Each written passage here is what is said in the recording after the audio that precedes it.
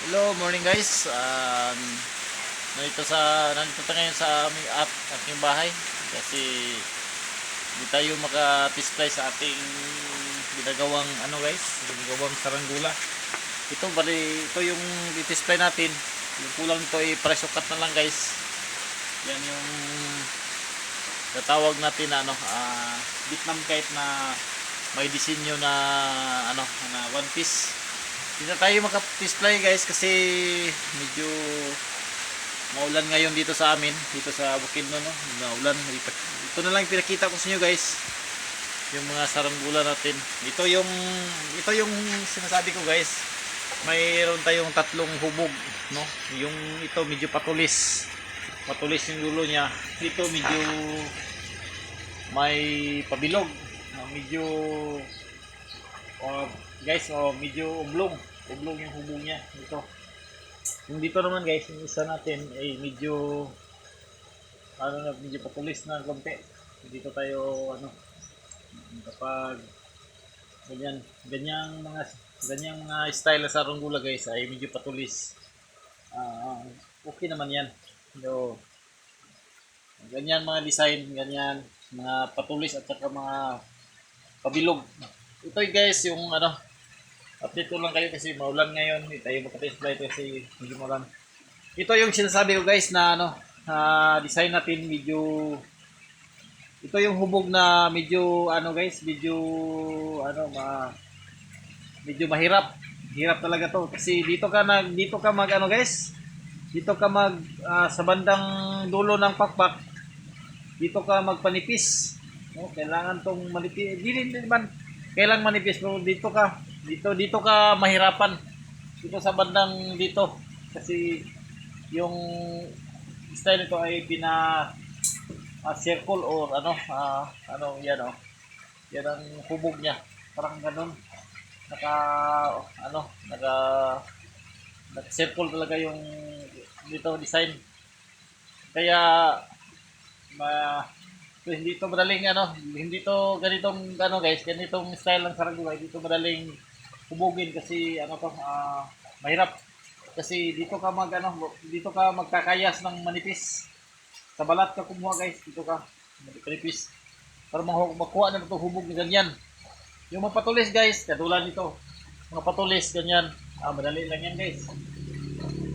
Madali lang yan. Itong parang ganitong ano ah itong style ng saranggula is dito lang kayo makakayas pag ganyan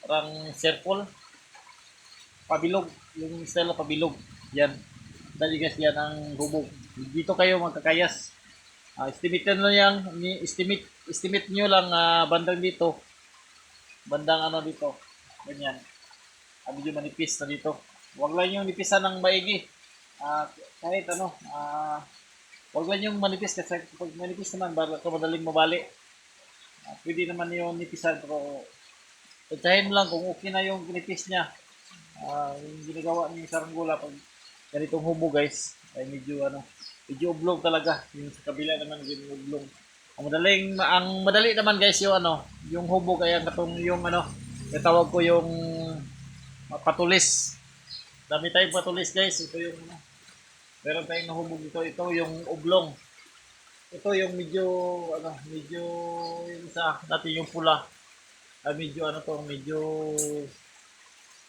medyo hindi siya kaoblongan guys ito medyo oblong to medyo oblong tong to medyo pa oblong yung niya yung design niya medyo pa oblong talaga yung ganyan yung isa pabilog oblong at saka pabilog yan ang napaka guys maganda yan pero ang hirap talaga kayasin pag ganyan pag ganyan ito pabilog dito ka magpanipis bandang dulo kailangan manipis dito para mahubog mo kapag maghagting ka ganyan ang resulta yung pabilog yan mga saranggula kung dating ginagawa ko yan nakita ko sa inyo Update ko lang ko rin guys kasi hindi tayo kasi hindi maulan talaga yung lugar natin ngayon. Dito sa Bukidnon no, medyo dalawang araw na tayo guys na hindi naka-display sa ating saranggola na ito. Ito yung balak saranggola natin. Display, hindi natin display kasi medyo maulan talaga. Ilang araw na tayo. Yan. Yung pinalipad natin. Meron na akong pinakita siya guys. Meron tayong ano dito. Meron tayong kasing mataas na kawayan talaga guys. Sobra to di pa guys. Mga tansya ko to na mga ano to, mga 2 meters.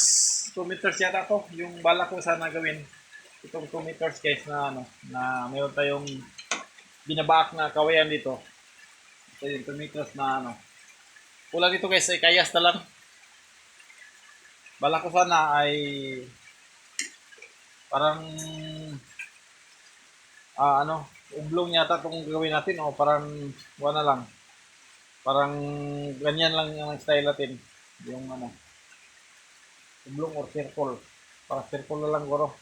Yung patulis, dami naman tayo dito ng patulis na ano, ginawa. Nandun pa yung iba natin sa loob guys, yung mga patulis. Bala ko ay ublong naman yung gawin natin. Ublong or circle. Yung pabilog. Pabilog naman talaga. Ito, mga 2 meters so enough guys. Yung gawin natin, yung taas-taas to yung kawayan natin na ano. Kasing ano, lampas sa akin. Lampas sa akin sa tangkad ko. Yun, itong ating ginagawa. Ano, baka may hapon, kakayasin ko to guys para mabuo natin yung ating bagong kawayan na ano, na binaak. Kulang dito guys, kayas na lang. So guys, update ko lang kayo. Yung ating mga saranggola dyan, nandiyan sa likod. Yan. Iba natin, hindi natin palabas. Okay guys, kasi hindi pa natin itong display yung ating isang saranggola. Okay guys, update ko lang kayo kapag gumanda ng panahon at saka mayroon ng hangin. Kita ko sa inyo yung ating saranggola. Thank you guys.